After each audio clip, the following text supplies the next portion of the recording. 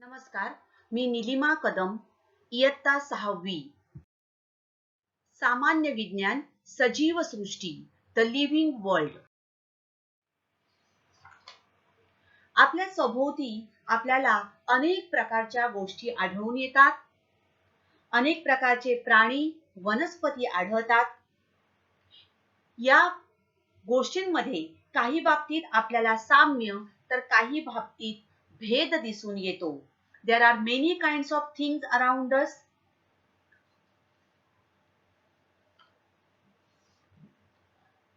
Just look at them and there are some features. With the help of these we can classify them. पृथ्वीवर दोन प्रकारच्या गोष्टी असतात, सजीव आणि निर्जीव. Living things and non living things. काही ठराविक वैशिष्ट्यांच्या आधारे आपण सजीव आणि निर्जीव असे वर्गीकरण करू शकतो. या चित्रात दिसणारे प्राणी, कीटक, पक्षी, वनस्पती, त्याचबरोबर मनुष्य प्राणी हे सर्व सजीव घटक होत. There are animals, plants, insects, birds, reptiles and human beings. These are all living things. Whereas some stones, pencil, chair, fan, buildings, car, these are non-living things.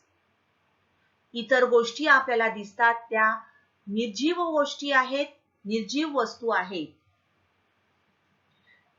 काही ठराविक वैशिष्ट्यांच्या आधारे आपण सजीव आणि निर्जीव असे वर्गीकरण करू शकतो. There are some features. With the help of these features we can classify as living and non-living things.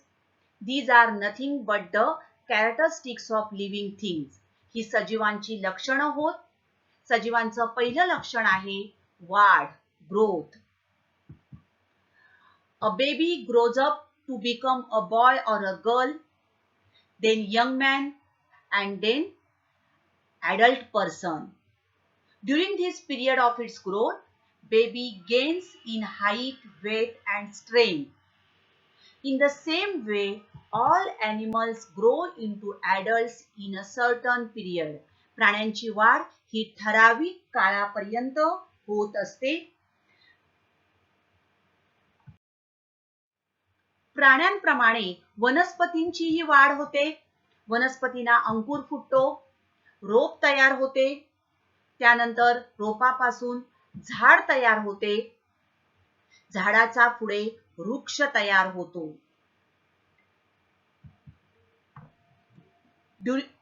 Though all living things grow, animals grow only for a certain period, but plants grow as long as they live.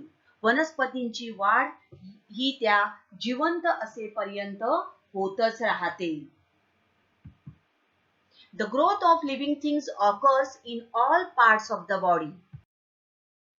Now, for this growth, plants require food. मग वनस्पती अन्न कसे तयार करतात? तर हिरव्या वनस्पती सूर्यप्रकाशात हरितद्रव्य, carbon dioxide आणि पाणी यांच्या सहाय्याने प्रकाश ऊर्जेचे रासायनिक ऊर्जेत रूपांतर करतात आणि ही ऊर्जा अन्नाच्या रूपात साठवली जाते. या क्रियेला प्रकाश संश्लेषण असे म्हणतात.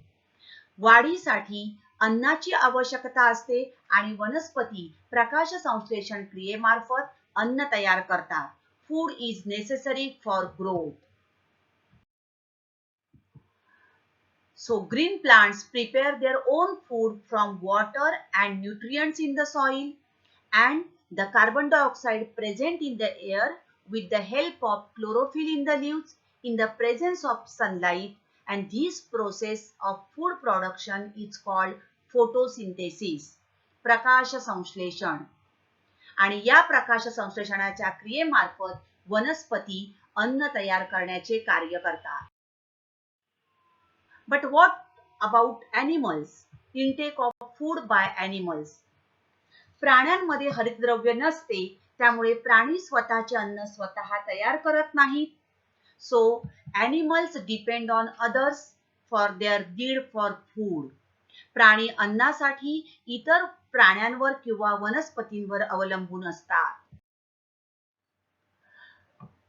सजीवांचं दुसरं लक्षण आहे श्वसन, रेस्पिरेशन.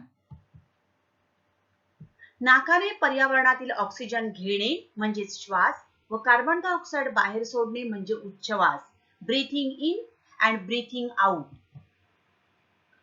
श्वास आणि उच्छवास मिळून श्वासोच्छवास हे सजीवांचे एक लक्षण आहे. Inhaling oxygen and exhaling carbon dioxide form in the body due to the use of oxygen is called respiration.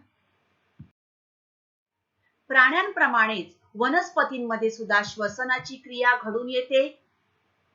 वनस्पती दिवसा ऑक्सिजन वातावरणात सोडतात आणि कार्बन डायऑक्साइड शोषून घेतात, तर रात्रीच्या वेळेला ऑक्सिजन घेतात व कार्बन डायऑक्साइड बाहेर सोडतात.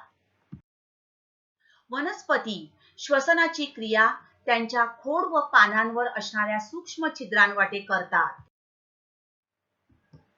वनस्पतींना या श्वसनासाठी त्यांच्या खोड आणि पानांवर सूक्ष्म छिद्रे असतात. Plants respire by means of microscopic pores on their stems and leaves. These are called as stomata.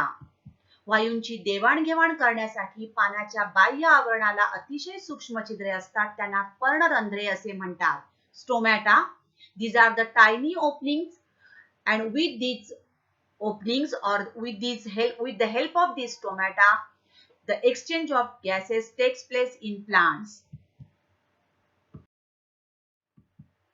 तर इतर प्राणी कि पक्षी किंवा कीटक कशा प्रकारे श्वसन करतात?